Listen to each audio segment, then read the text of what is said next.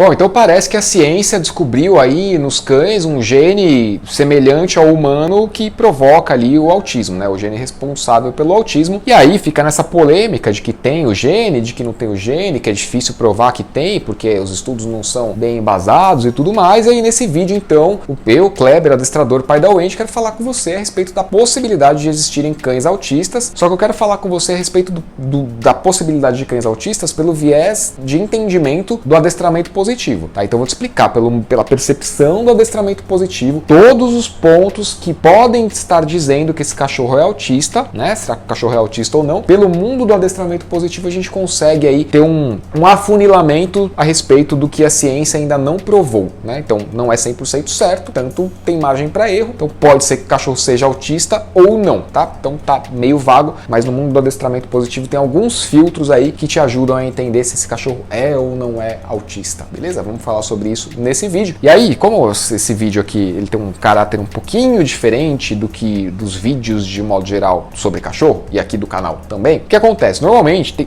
as pessoas que vêm assim e falam: você agora, Kleber, só faz vídeo XYZ porque você quer ter view, né? Então, cara, canal é pra ter view mesmo, né? Que se não tiver view, não tem porque ter o canal. Mas esse é um vídeo pra não ter view, né? Tipo, esse tema não tá em alta, esse tema não tem polêmica, esse tema não tá no bafafá, né? Não tem uma preocupação generalizada com a questão do autismo, mas é um tema interessante pra você entender que muitos cães que pré-diagnosticados com autismo podem se comportar como se autistas fossem, né? Então tem muita coisa aqui nesse vídeo que você vai falar: putz, então quer dizer que o meu cachorro poderia ser autista. Será que ele é? Será que ele não é? Então, enfim, é um vídeo que não vai ter tanto bafafá, tá? Então não é um vídeo dos views, não é um vídeo que vai bombar pra caramba. Então me ajuda aí, né? Dá o joinha. E se você não tá inscrito no canal e mesmo assim caiu nesse vídeo, quebra essa aí. Já que deu a sorte desse vídeo aparecer no teu caminho, se inscreve e ativa as notificações. Quebra essa daí pra mim, pode ser? Pra eu voltar a fazer outros vídeos que não são vídeos dos views, beleza? Então vamos lá. Primeira coisa aqui a respeito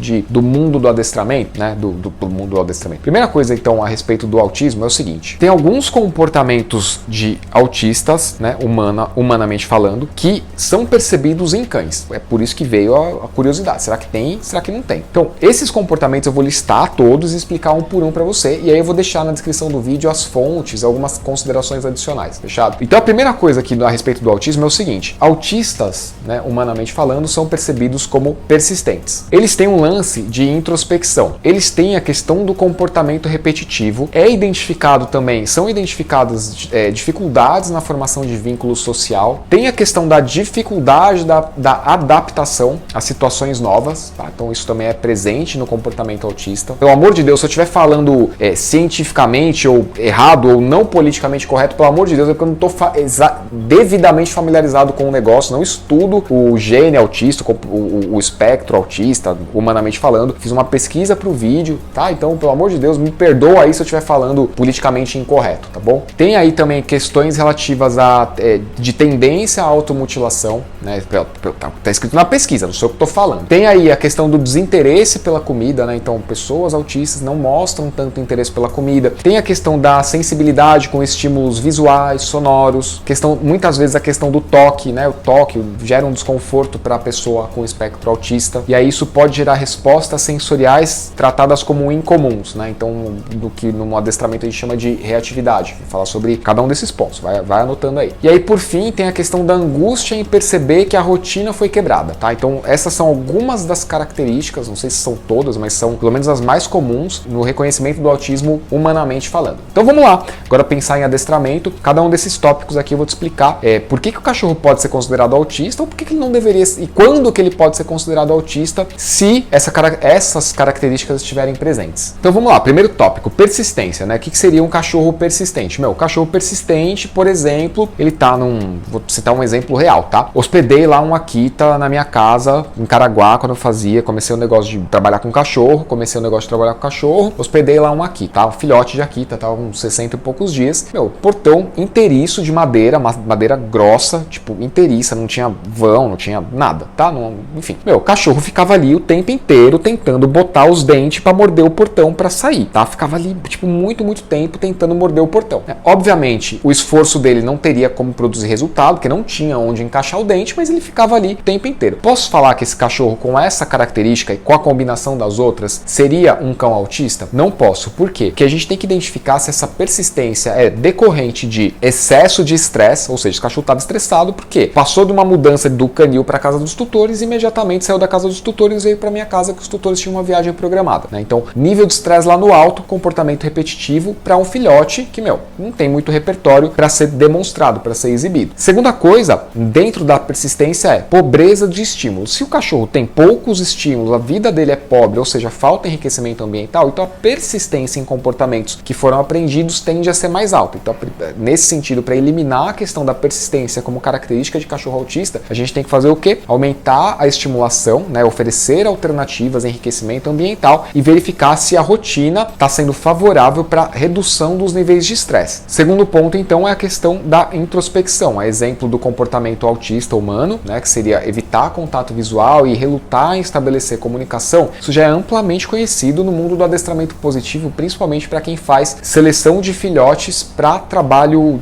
de assistência. O que a gente sabe que tem 3 perfis de cães. Então, quais são os 3 perfis? Eu falo isso no curso do Border Collie. Você tem o perfil do cachorro que busca muito a referência humana. Tá? Tudo que acontece, ele busca o referencial humano e se norteia pelas orientações que recebe. Você tem o segundo perfil, que é o cachorro que nunca busca. Ele chega no ambiente, exatamente como o exato mesmo ambiente o outro cachorro que busca a referência humana, e ele vai gastar ali 40 minutos explorando tudo até se dar conta que tem um ser humano presente ou se aproximar do ser humano, né? 40, 50, 1 hora, tá? Ele usa, não perde o tempo, ele usa muito o tempo dele tentando se virar sozinho. E você tem o terceiro perfil, que é o cachorro que tinha essa tendência a buscar o referencial humano, mas foi punido diversas vezes, né? Quando buscou o referencial humano foi punido, ou mesmo tendo a referência humana, a orientação humana trouxe uma percepção negativa de aprendizado para ele, né? Então esse caráter de introspecção, esse caráter de evitação do contato visual, de estabelecer comunicação com o ser humano, partido dos cães, tem essas 3 probabilidades. Então a gente precisa entender aí em qual desses 3 cenários esse cachorro está imerso, né? Quais foram as situações de vida dele que promoveram maior tentativa de se comunicar com o ser humano ou menor tentativa de se comunicar com o ser humano. Bom, o terceiro elemento é o comportamento repetitivo, né? Então o comportamento repetitivo está diretamente ligado ao persistência, né? Então, para a gente falar de comportamento repetitivo, comportamento compulsivo, automutilação, que é um dos elementos que está lá pro final, né? Na lista, mas já vamos colocar tudo junto, precisa entender como é que tá a rotina desse cachorro. Esse cachorro foi convidado a desenvolver a complementaridade dos sentidos dele. Esse cachorro foi convidado a explorar as potencialidades comportamentais da genética, da raça, né? Se ele não foi, provavelmente ele vai desenvolver comportamento repetitivo como forma de lidar com o estresse. Se a gente não tem aí uma estimulação adequada para o indivíduo, a gente não pode tratar como um cachorro autista. Aí tem um outro ponto que é a dificuldade de formar vínculo social, né? A dificuldade de se relacionar com pessoas e até com outros cães. Aí o Zezinho mostra um comportamento literal, né? Com o cachorro mostrando um comportamento muito semelhante ao de uma criança autista, por exemplo. O que é isso? Normalmente isso daí é um problema de socialização, não é um problema de autismo, né? Não estou dizendo que não tem o gene, pode ter o gene, mas a gente tem que ver como é que foi a exposição social desse cachorro na fase de socialização precoce, que vai até os 4 meses. A partir dos 4 meses vai se fechando a janela de socialização ou fecha bruscamente, vamos chamar assim. Tem outros vídeos para falar a respeito disso aqui no canal, mas se ele não teve a exposição social de forma adequada, apropriada para a individualidade dele, sim, a gente pode ter submetido esse cachorro a um erro de socialização ou a uma socialização inadequada ou inexistente. Então é natural que o cachorro, conforme vai passando o tempo, mostre e deixe cada vez mais evidente essa dificuldade que ele tem de se relacionar com pessoas ou com outros cães. Já a questão da dificuldade de se adaptar a novas rotinas, isso está muito relacionado também com a questão do enriquecimento e da forma como ele foi exposto até os 4 meses. Então, até os 4 meses, a vida desse cachorro não teve nenhuma novidade, não teve nenhuma mudança, ele só ficava no apartamento esperando passar o protocolo de vacinação para só então sair de casa. Normalmente, essa dificuldade de se adaptar a novos ambientes, a novas situações, está muito relacionado aos gatilhos formados formados ou não formados nessa época que ele era um filhote que não saía de casa para nada, a não ser para ir no veterinário. Faltou ali provavelmente uma exposição positiva, gradual e controlada para esse filhote no cenário de veterinário, e isso formou alguns gatilhos de que novas situações geram estresse. E aí o estresse é que torna difícil a adaptação a essas novas rotinas e situações. Muita coisa do cachorro que é um adulto ou um adolescente que mostra dificuldade está relacionado com esses primeiros meses de vida junto dos tutores ou até mesmo do canil. Se ele ficou até os 4 meses no canil, mas não teve nada acontecendo na vida dele, provavelmente ele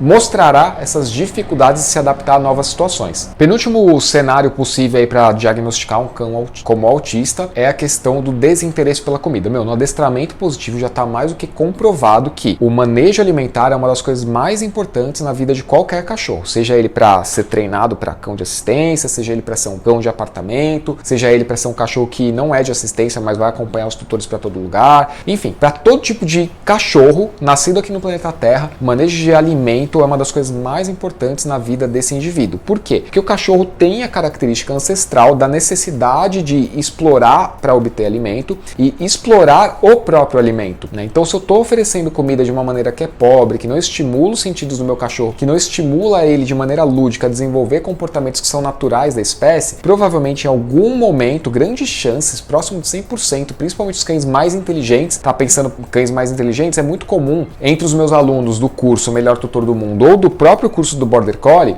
o tal do Border Collie, os alunos me falarem que meu cachorro não mostra interesse pela comida. Por quê? Aí você vai perguntar, porque a comida está sendo oferecida no potinho, porque a comida não tem motivação para desenvolver comportamentos novos, aí eu vou sugerir alguma atividade que, já está no curso, já está na troca entre os alunos do grupo mesmo, mas aí eu sugiro a pessoa coloque em prática e a motivação volta, né? O interesse pela comida volta. Então, se eu não estou oferecendo para esse cachorro as possibilidades para ele desenvolver comportamentos naturais, é muito provável que ele mostre cada vez menos interesse pela comida e só vá comer quando ele realmente está assim, naquele 3 dias sem comer, você bota a comida, você não botar a carne, o cara continua sem comer, sabe? Então ele está chegando realmente no limite interno dele de fome, né? Que aí já não é vontade, não tem mais motivação pela comida, a não ser que, realmente, deixa eu comer, que baita saco, tá? Então não dá pra gente falar de cachorro autista se a comida está sendo oferecida de uma maneira pobre para esse cachorro. E aí a penúltima questão a respeito das semelhanças entre pessoas com autismo e cães com possivelmente autistas, né? É a questão da sensibilidade a estímulos específicos, como sons, luzes e até a reatividade a esses estímulos, a resposta em comum, né? Diante desses estímulos que a gente no adestramento chama de reatividade. Cara, o que acontece? Normalmente isso também é questão que faltou exposição quando esse cachorro era um filhote e ao longo do desenvolvimento dele como filhote até a fase adulta. Então, por exemplo, eu fiz a dessensibilização com fogos de artifício até os 4 meses, depois ele nunca mais mostrou medo, então eu parei de fazer. Então, mas só que o filhote é filhote até 1 ano e 6 meses, né? Será que não foi ali uma exposição massiva até os 4 meses, depois ficou um gap gigantesco até a última experiência de Réveillon que ele teve? Então o filhote nasceu no dia 1º de janeiro, já não pegou mais fogos, aí até os 4 meses, abril do ano, teve exposição a fogos de artifício, depois passou mais 8 meses sem reconhecer, sem ter vivência com esses barulhos? Será que não formou um gatilho de quando ele era filhote e, portanto, trouxe não só o gatilho da experiência, mas como o gatilho do comportamento proporcional de um filhote? Como assim? Filhote tem próximo de 0 de autocontrole, né? Então, o cachorro ficou 8 meses sem experimentar, quando experimentou novamente, remeteu a uma fase de vida em que o comportamento era completamente despirocado, né? Então veio aí a questão da reatividade diante do estímulo. Pode ter sido a falta de exposição positiva, gradual e controlada, pode ter sido esse gap, né, que ficou muito tempo sem experimentar, sem ter contato com o estímulo, e aí gerou essa resposta sensorial inadequada, resposta sensorial desproporcional ao nível de exposição ao estímulo. Então, no adestramento positivo, a gente também vai considerar isso antes de falar, de bater o martelo que, esse cachorro, a ciência não falou, mas é um cão autista. E aí, a última questão a respeito da comparação entre potencialidades de cães autistas com ser humano autista é a questão da angústia ao perceber a quebra de rotina, né? Cães que são muito ansiosos, isso é muito comum, né? Cachorro que, de repente, não fez um passeio no dia, tá chovendo, hoje não passeou, né? Faz um passeio por dia, tá chovendo há 2, 3 2 dias, o cachorro fica extremamente angustiado, muito ansioso. O que está por trás disso, né? Será que é autismo ou será que é outra coisa? Pela minha experiência pessoal no mundo do adestramento, cara, isso também está relacionado com gatilhos. Então eu vou dar um exemplo, sem falar nomes, de um cachorro que eu treinei, que, até os 2 anos, 1 ano e pouco, mais ou menos 2 anos de idade, esse cachorro saía para passear muito pouco, né? Vivia numa casa com quintal, caçando manga o dia inteiro. O que isso gerou para ele? Primeiro, uma angústia, né? Um cachorro que estava o tempo inteiro ativo, o tempo inteiro procurando, esperando a manga cair da mangueira para ele correr atrás, correndo atrás de passarinho o tempo inteiro, né? Então o cachorro sempre inquieto, não teve esse caráter de ciclo circadiano, atividade adequada, repouso adequado. Não, o tempo inteiro agitado, o tempo inteiro latindo, cão pastor, né? Tá, beleza. Então até 1 ano e pouco a vida dele foi essa. Aí entrou com adestramento por questões de reatividade social e tudo mais, e aí o passeio do cara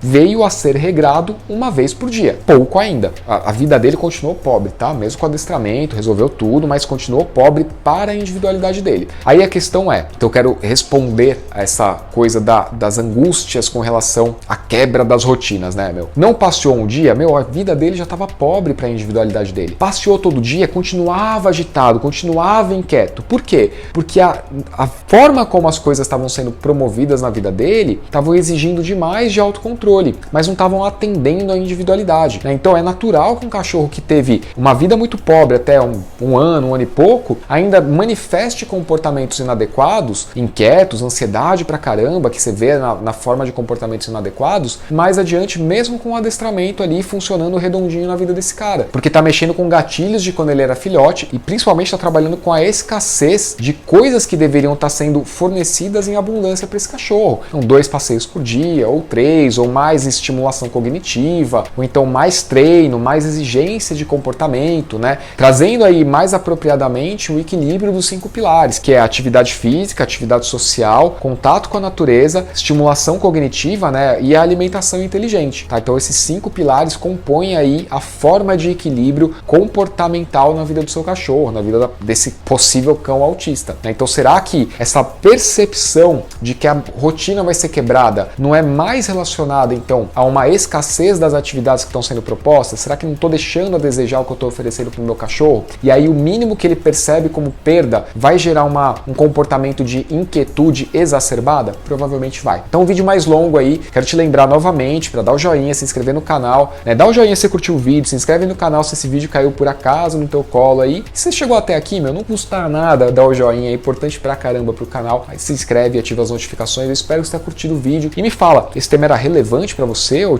nunca passou no teu radar, mas agora que passou no teu radar, você percebeu como é importante entender as necessidades e individualidades do seu cachorro? Comenta aí, vamos de repente explorar um pouquinho mais essa conversa. Um abraço, a gente se vê no próximo vídeo, até mais.